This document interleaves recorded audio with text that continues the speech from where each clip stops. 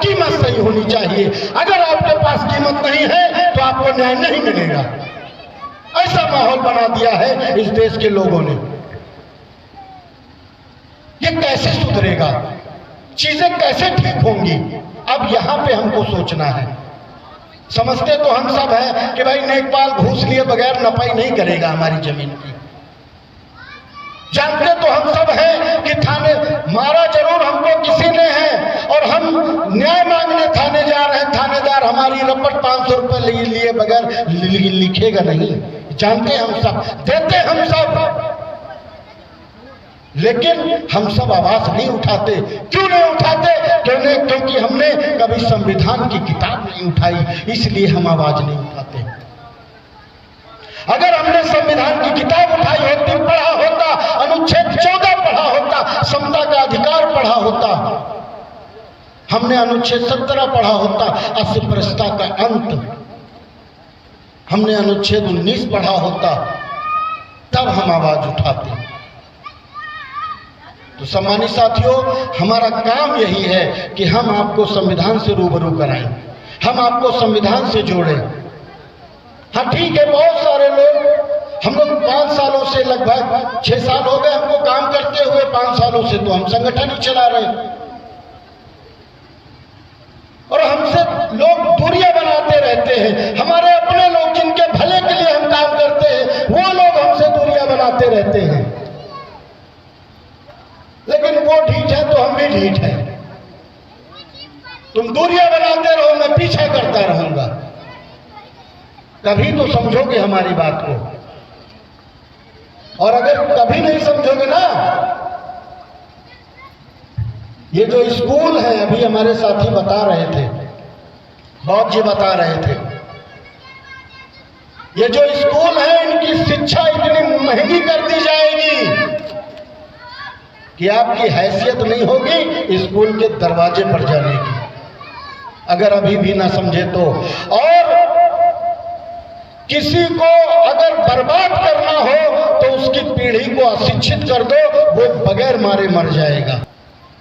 अगर आपकी पीढ़ी अशिक्षित हो गई, आप याद करिए कि आपके दादा बाबा, आपके पूर्वज सब अशिक्षित थे। क्या थे वो? किसी के घर में चाकरी करते थे, किसी के घर में गुड़ाइती करते थे, किसी के घर में हरवाही करते थे, यही सारे काम करते थे। वो डीएम कलेक्टर नहीं थे क्योंकि अशिक्षित थे। और जब से शिक्षा मिलने लगी आपको, आपके बच्चे देखो कहां से कहां पहुंचने लगे। ये है शिक्षा की ताकत। आपके बच्चे डॉक्टर बनने लगे, वकील बनने लगे, मास्टर बनने लगे, नेकपाल बनने लगे, आपके बच्चे पुलिस में जाने लगे, फौज में जाने लगे, राजनीति में जाने लगे, इंजीनियर बनने लगे, क्या क्या नहीं बनने लगे आपके बच्चे, ड्राइवर बनने लगे, सरकारी ड्राइवर, रेल ड्राइवर, आपके बच्चे जहाज तक चलाने लगे। क्या नहीं करते आपके बच्चे? और महिलाओं को तो बाबा साहब डॉक्टर अम्बेडकर को तो पूजा करना चाहिए, पूजा करना चाहिए। महिलाओं को इस देश में केवल उपयोग की वस्तु समझा जाता था इस देश में।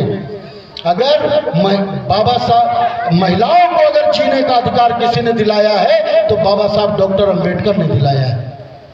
उनको संपत्ति रखने का अधिकार अगर किसी ने दिलाया है तो बाबा साहब डॉक्टर अम्बेडकर ने दिलाया है।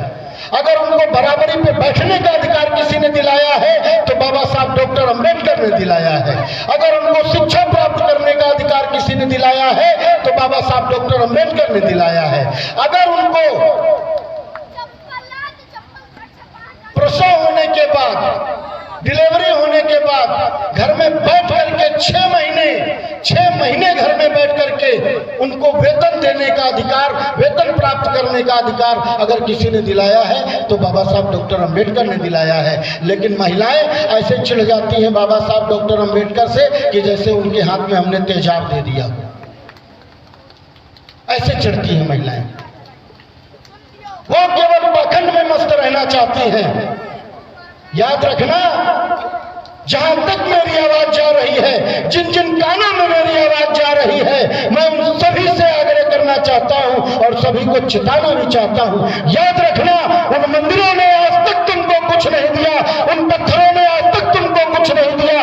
जो भी कुछ तुमको मिला है वो तुम्हारे कर्मों के आधार तुमको मिला है, जो भी कुछ तुमको मिला है वो संविधान की पावर से तुमको मिला है। जिस दिन संविधान खत्म हो जाएगा इस देश से, उस दिन तुमको याद आएगा, जैसे आज 1000 की नोट होगी, 2000 की नोट याद आती होगी, वैसे तुमको संविधान याद आएगा कि कभी इस देश में संविधान हुआ करता था। इसलिए अभी संविधान जिंदा है, वक्त है,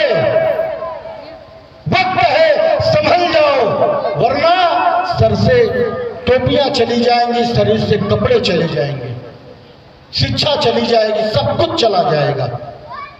और मैं किसी की आलोचना नहीं करना चाहता, मैं सभी को अपना भाई मानना चाहता हूं।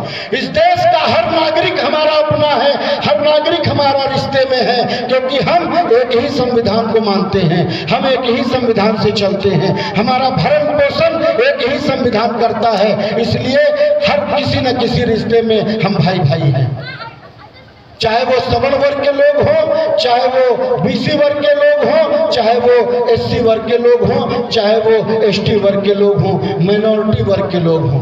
हाँ, ये सच है, ये देश जातियों का देश है, धर्म का देश है, बहुधर्मी देश है, बहुजातीय देश है, फिर भी हम बड़े गर्व से कहते हैं कि हम भारतीय हैं। बौद्ध, हिंदू, मुस्लिम, सिख, ईसाई, ये पढ़ा है हमने बचपन में।